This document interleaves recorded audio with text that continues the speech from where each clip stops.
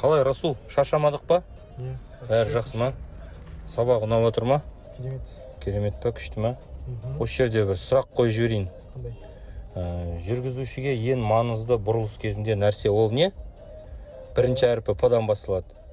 Парковка.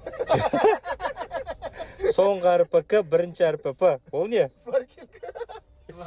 Не, во время поворота что водителю важно? Первая буква на П. Поворотник? Ой, молодец. Қоссай поворотниктенді. Ой, молодец, красавчик. Хазы, принято. От темы уходим красиво, да? Сейчас направо будем уходить. И пропускаем обязательно автобус, да? Согласно какому пункту пропускаем автобус?